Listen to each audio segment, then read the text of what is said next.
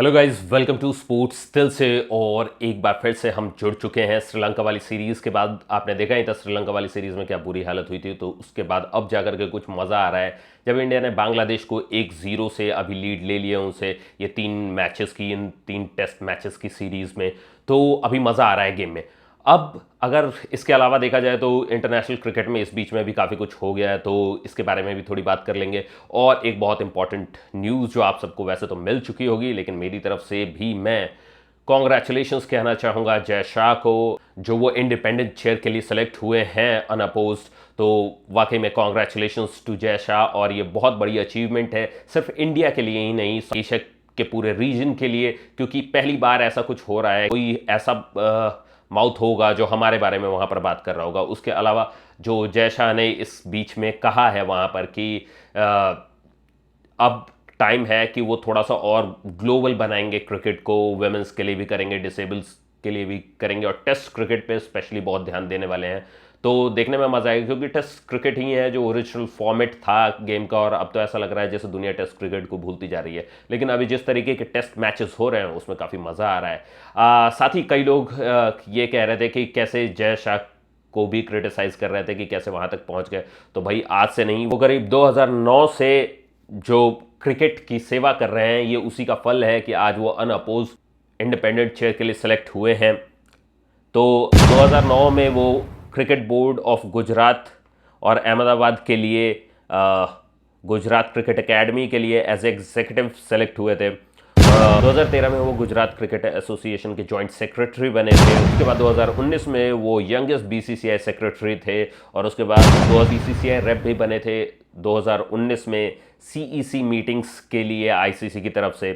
और 2021 में उन्हें एज प्रेसिडेंट सेलेक्ट किया गया था एशिया क्रिकेट काउंसिल के लिए। 2022 में वो आईसीसी में बोर्ड मेंबर बने। उसके बाद 2022 में ही वो हेड बने आईसीसी के फाइनेंस एंड कॉमर्स अफेयर्स के। उसके साथ 2024 में वो यंगेस्ट एडमिनिस्ट्रेटर बन गए जिन्हें रीअपॉइंट किया गया है एसीसी में। तो ये अपने आप में बहुत बड़ी बात है। और 2009 से अब तक की अगर जर्नी देखी जाए तो इतना लंबा समय लगा है, ये जस्टिफाई करता है कि वो वहाँ पर होना डिज़र्व करते हैं जहाँ वो अभी हैं आईसीसी में। और ये सबसे हमारे लिए तो ये खुशी की बात होनी चाहिए कि हम किसी भी तरीके से अगर एशिया की प्रतिनिधित्व वहाँ पर कोई कर पा रहा है तो ये बहुत बड़ी बात है। इससे हम लोगों की भी वहाँ पर बात हो पाएगी। जैसे कि डकवर्थ लुईस जो एक रूल है, डकवर्थ लुईस रूल के बारे में मैं कहना चाहूँगा कि मुझे आज तक डकवर्थ लुईस का सीन समझ में नहीं आया कि डकवर्थ लुईस किस हिसाब से क्या क्या पैरामीटर्स होते हैं, या कब किसे जीत मिल जाएगी, कब किसे हार मिल जाएगी। उसकी वजह से वो बहुत, मुझे डकवर्थ लुईस हमेशा से अनफेयर लग है, और ज़्यादातर तो इंडिया के साथ ही हुआ है ये। मतलब हम लोगों ने तो इंडिया को ही नोटिस किया है कि हमेशा उसके रॉन्ग साइड पे होते हैं हम, और हमेशा हमें उससे प्रॉब्लम होती है। तो खैर ये तो उस समय के रूल थे जब इन लोगों ने, आईसीसी ने अपने तरीके से जो मन में आया वैसा रूल बना लिया। लेकिन मुझे लगता है कि डीएलएस हट जाना चाहिए और उसकी जगह कोई फेयर पॉलिसी आनी चाहिए ऐसे गेम्स में। क्योंकि अगर चेंजेस आ रहे हैं तो वो मतलब एवरेज पे बनाओ ना। ऐसा थोड़ी ही कि आप ओवर के हिसाब से रन कम कर दोगे और उसके हिसाब से फिर डिसीजन होगा।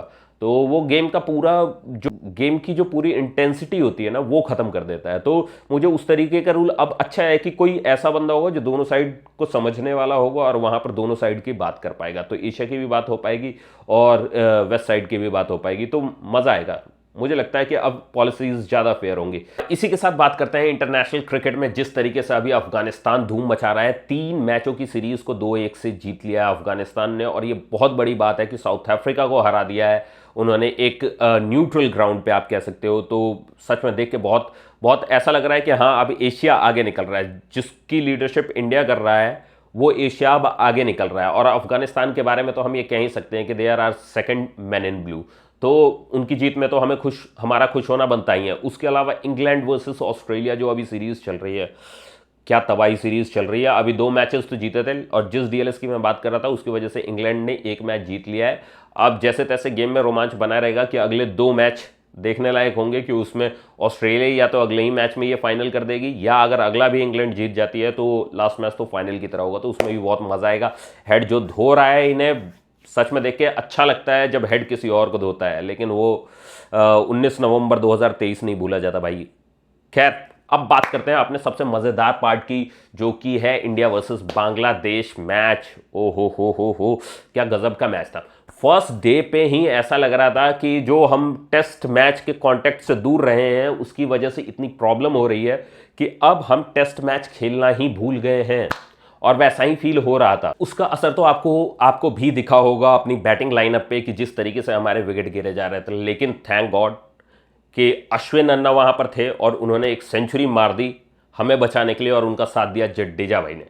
तो पहले इनिंग की जो सबसे बड़ा हाईलाइट था, सबसे बड़ा हाईलाइट यही था कि अश्विन अन्ना और जडेजा ने जो 199 रन की पारी खेली है 6 विकेट गिरने के बाद भी, वो सबसे बड़ा हाईलाइट था। और मैं कहता हूं उससे बड़ा मोमेंट नहीं हो सकता है जिसने हमें गेम में बनाया, उससे बड़ा मोमेंट नहीं हो सकता है। हालांकि उसके अलावा तारीफ की बात यह भी थी कि हसन महमूद ने भी उसमें 5 विकेट लिए, और बांग्लादेश की तरफ से ये पहला ही ऐसा मौका था, तो उनको भी क्या कॉन्ग्रेचुलेशंस। लेकिन भाई उसके बाद तो मज़ा ही आ गया। उसके बाद बांग्लादेश आउट हुई है 149 पे, टीम ऑल आउट हो गई थी।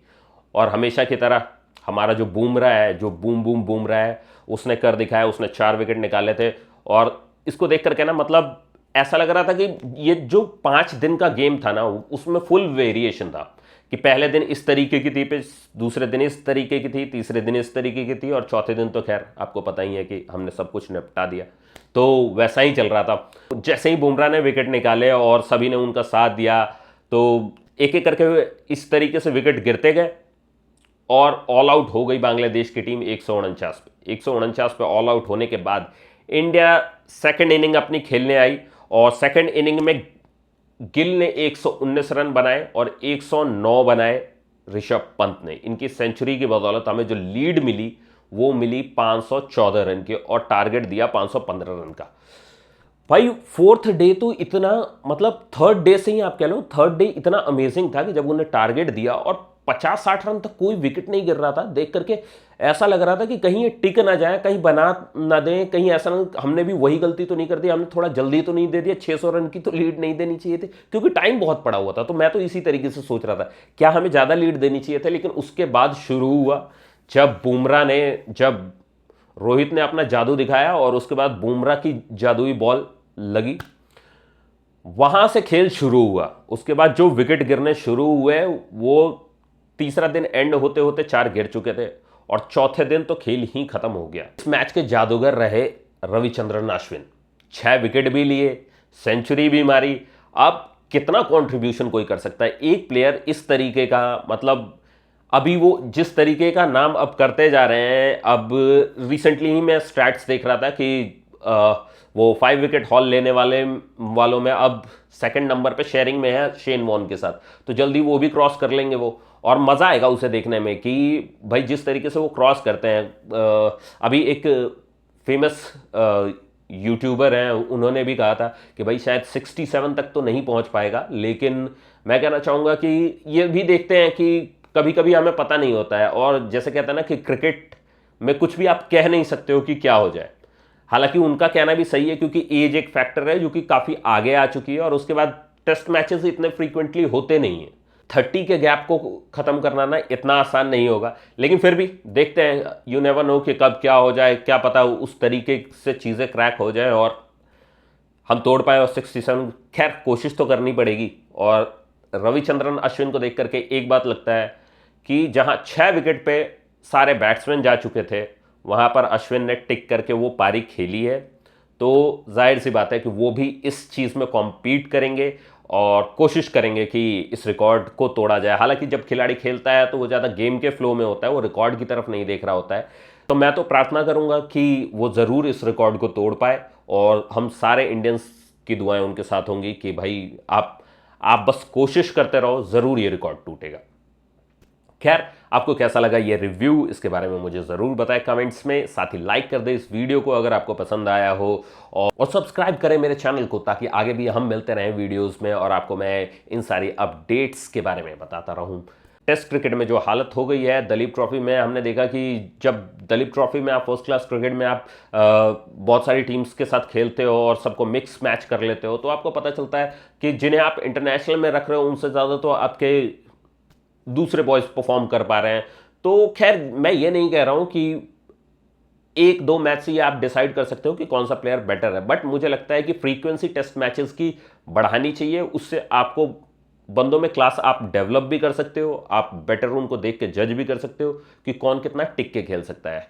खैर बाकी मुझे लगता है कि हमारे दर्शक भी जो है वो किसी एक्सपर्ट से कम नहीं है, तो जो भी आप सोचते हो वो आप मुझे कमेंट में बता सकते हो। अभी के लिए मैं चलता हूं, मिलता हूं नेक्स्ट मैच के बाद, और उस बीच में जो भी रिव्यूज, जो भी अपडेट्स होंगे, जो भी क्रिकेट से रिलेटेड अपडेट होंगे, वो भी मैं लेके आऊंगा आपके लिए नेक्स्ट रिव्यू में। अभी के लिए मैं चलता हूं, बाय बाय।